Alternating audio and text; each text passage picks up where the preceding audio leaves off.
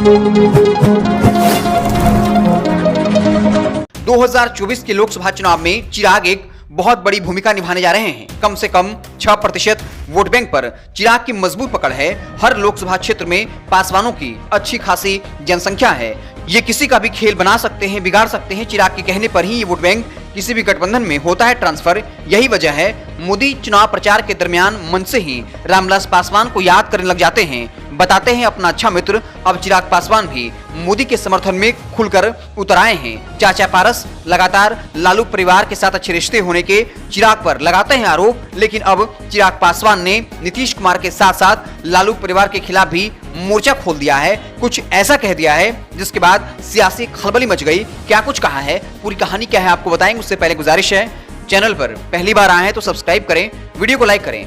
पूरी कहानी क्या है। 34 वर्षों तक राज करने के बाद एक बार फिर से नीतीश कुमार ने विशेष राज्य के दर्जे की मांग कर दी है। इसी को लेकर चिराग पासवान ने नीतीश कुमार के साथ लालू परिवार पर हमला बोला, साथ ही जमकर आलोचना की कि जिस परिवार ने और जिन लोगों ने कुल 34 वर्षों तक बिहार पर राज किया है, वो अब बेशर्मी से विशेष दर्जे की मांग कर रहे हैं। इन 34 सालों में 2 लोगों ने इस पूरे राज्य को बर्बाद कर दिया। सीएम नीतीश ने ही पूरे महागठबंधन को बताया बेशर्म।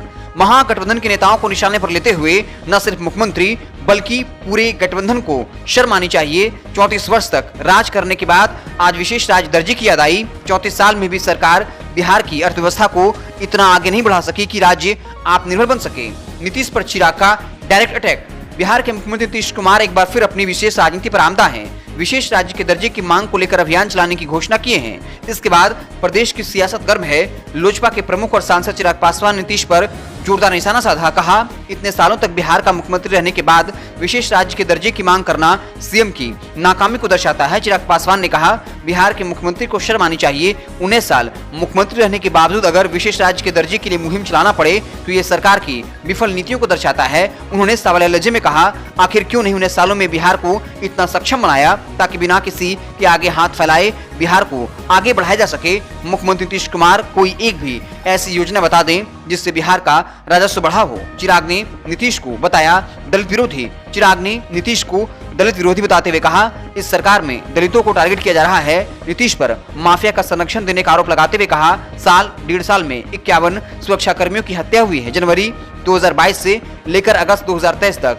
1488 बार पुलिसकर्मियों पर हमला हुआ। उन्होंने कहा, ये हमले शराब माफिया, बालू माफिया और भूमाफिया की ओर से किया जा रहा है, लेकिन एक भी बड़े माफिया की गिरफ्तारी नहीं हुई। उन्होंने कहा, मुख्यमंत्री नीतीश कुमार जी के संरक्षण में पल रहे बालू माफिया और भू माफिया, जिस मुख्यमंत्री को बिहार और बिहारियों की कोई चिंता नहीं, उन्हें मुख्यमंत्री पद पर बने रहने का कोई अधिकार नहीं। इसलिए लोक जनशक्ति पार्टी रामविलास बिहार में राष्ट्रपति शासन लागू करने की मांग करती आई है। तो एक बार चिराग पासवान नीतीश कुमार के साथ साथ लालू परिवार पर अटैक किया, क्योंकि जिस तरीके से चिराग पासवान ने 34 साल का जिक्र किया, उसमें 19 साल जो है नीतीश कुमार के हैं और बाकी लालू परिवार सत्ता में रहे। इसलिए चिराग ने नीतीश कुमार के साथ साथ लालू परिवार पर भी जमकर हमला बोला है। अब देखना होगा आरजेडी और जेडीयू की तरफ से क्या कुछ पलटवार आता है।